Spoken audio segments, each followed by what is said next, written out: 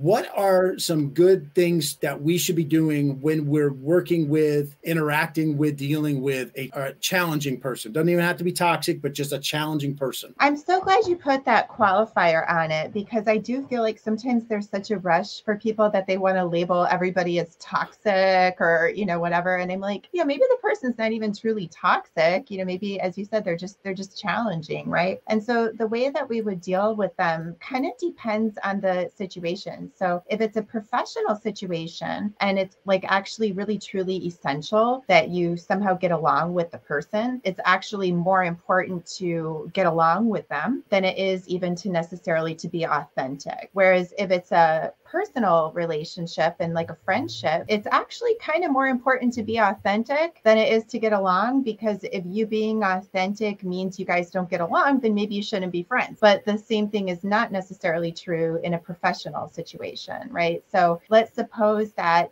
somebody has an irritating habit, right? And in the professional situation, then you wouldn't just come right out and say, I find that habit like irritating or whatever. You would almost even kind of take ownership of it yourself. You might say, you know what, I am sorry, but like I have this, pet peeve, like it's just me, but I find that I really need to be able to, finish my whole thought before the other person goes. And like, I just really have this thing on my mind. I need to talk. Or if like the person in the office is quote teasing you, but it actually feels a little aggressive. Again, you wouldn't necessarily in the office environment say like, you're being a jerk or whatever. You would just again say, you know what, I apologize. Like I'm kind of sensitive. I know everybody has their own way about it, but I'm not so into the teasing. So could I ask you like as a favor to just kind of leave me off that tease list, because I'm just not so up for it. And you're kind of almost allowing the person an extremely grateful exit. You're not making them wrong, because the goal is really just to make sure that you can get your needs met and still continue to have a courteous professional working relationship. Whereas in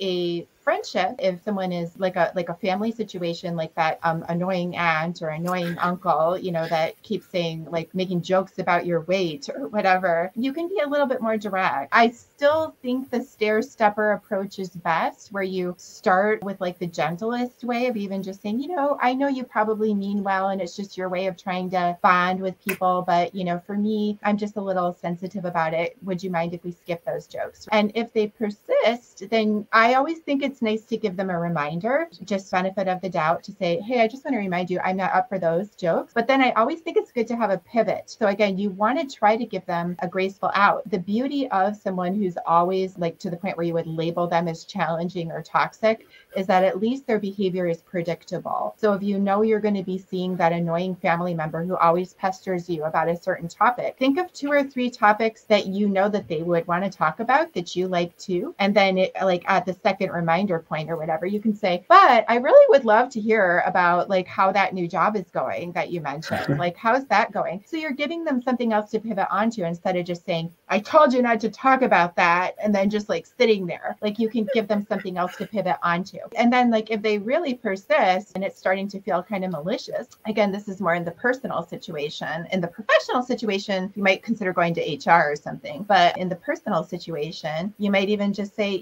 I've tried to explain to you that this is just not working for me. I'm wondering if you want to talk about that, the fact that I feel that way, if there's something more we need to discuss, or if it's just really hard for you to respect that, because I feel like we've talked about this several times. And if they continue, you can even just say, if this continues, I'm just going to have to excuse myself when this comes up. And I've even gotten to the point, honestly, where I have had secret signals with my husband at family gatherings, like that if somebody is doing such and such, I tell them in advance, because again, the beauty of these predictably annoying people is that forewarned is forearmed. So I'm like, babe, if I'm going like this, like it means I need you over here, because sometimes it just strengthens numbers.